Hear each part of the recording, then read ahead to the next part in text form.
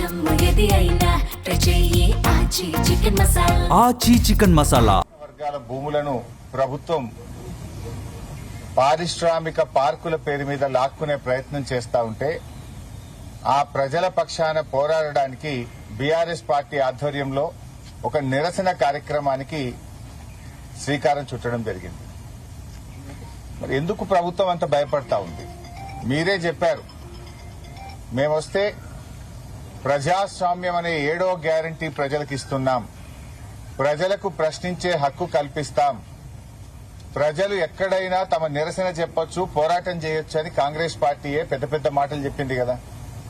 ఈరోజు ప్రధాన ప్రతిపక్ష పార్టీగా ఆ దళిత గిరిజన బలహీన వర్గాల గొంతుకగా మేము పనిచేసే ప్రయత్నం చేస్తా ఉంటే ఎందుకు అడ్డుకునే ప్రయత్నం చేస్తా ఉన్నారు?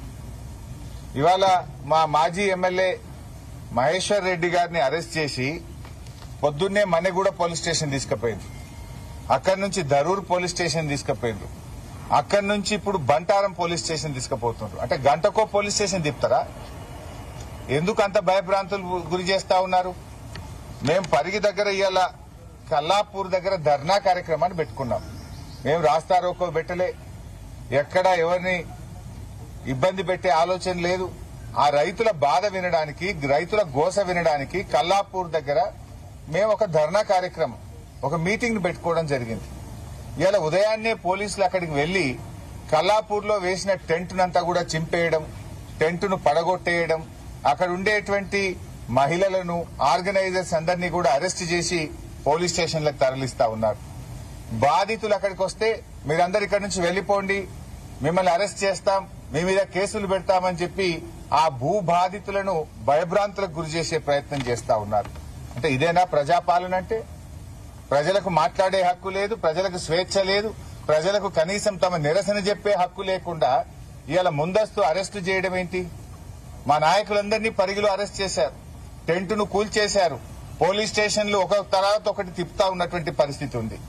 ఇవాళ రేవంత్ రెడ్డి పరిస్థితి ఎట్లా ఉందంటే పిచ్చోడు చేతిలో రాయిలాగైపోయింది తెలంగాణ రాష్ట్రం. ఇవాళ తెలంగాణ రాష్ట్రంలో ఈ రేవంత్ రెడ్డి ఎప్పుడు ఏం చేస్తాడో అర్థం కాదు. పొద్దున నిద్రలో కలలో ఏదొస్తే ఉదయాన్నే అది చేసే కార్యక్రమం కనబడతా ఉంది. హైడ్రా పేరిట పేదల గుడిసెలు కూల్చే ప్రయత్నం చేసినాడు. ఒకసారి ఇప్పుడు మూసీ పేరిట అపార్ట్మెంట్లు కూల్చే ప్రయత్నం చేస్తా ఉన్నాడు. యూనివర్సిటీ భూములు లాక్కుంటా అని చెప్పి అటు ఉర్దూ యూనివర్సిటీ మీద, ఇటు సెంట్రల్ యూనివర్సిటీ మీద, అటు అగ్రికల్చర్ యూనివర్సిటీ మీద పడి యూనివర్సిటీ భూములు లాక్కునే ప్రయత్నం చేస్తుంటాడు.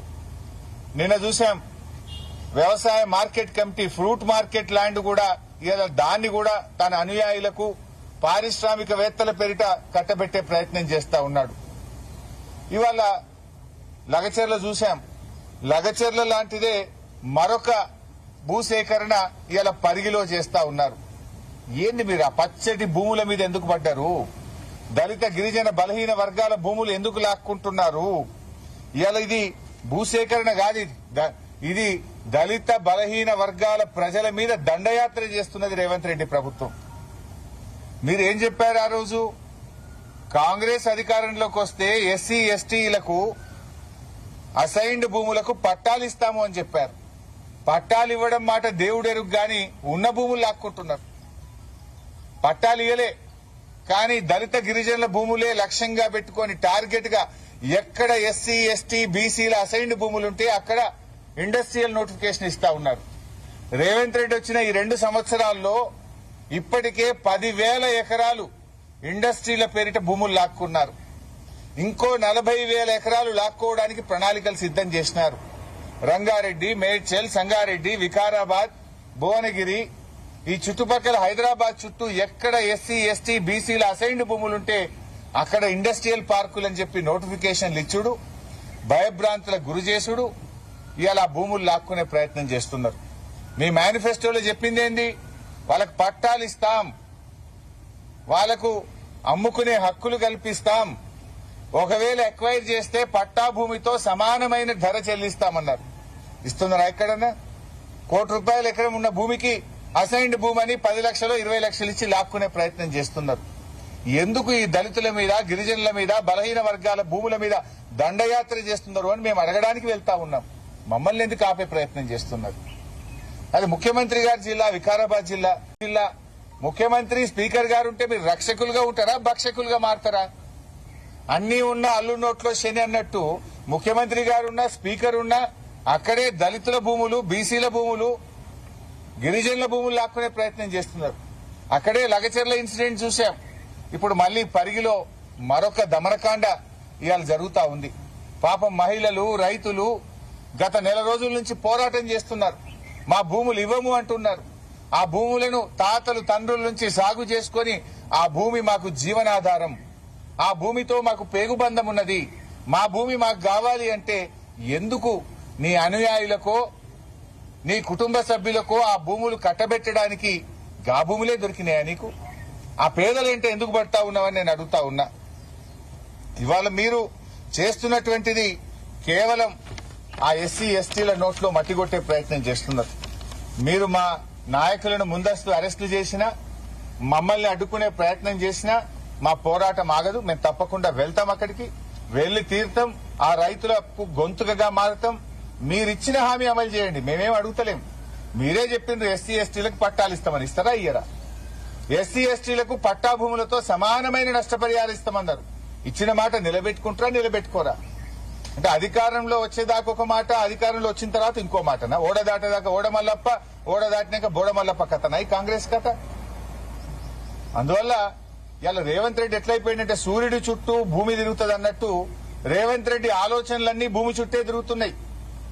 యూనివర్సిటీ భూములు వదలవు, హిల్ టీపీ పేరిట ఇండస్ట్రీ భూములను వదలవు, నాదర్గుల్ భూముల కథ చూశాం, కోహెడ మార్కెట్ యార్డ్ భూముల కథ చూశాం, లగచెర్ల భూముల కథ చూశాం, యూనివర్సిటీ సెంట్రల్ యూనివర్సిటీ భూముల కథ చూశాం.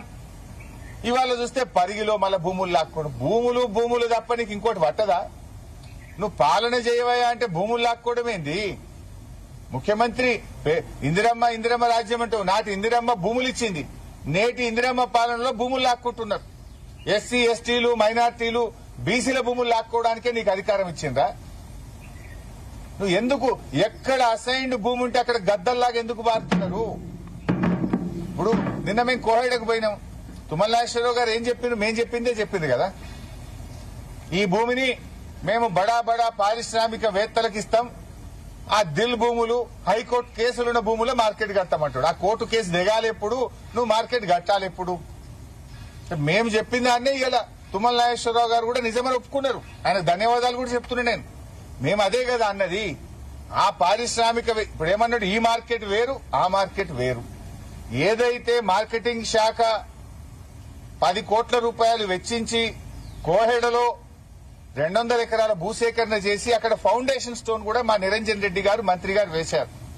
ఆనాటి కేసీఆర్ గారి ఆలోచనలతో ఫౌండేషన్ వేసిన 350 కోట్ల నిధులు కూడా సమకూర్చి పెట్టినాం. మీరేమంటున్నారు? రెడీగా ఉన్న భూమినేమో పారిశ్రామికవేత్తలకు టీజీఐ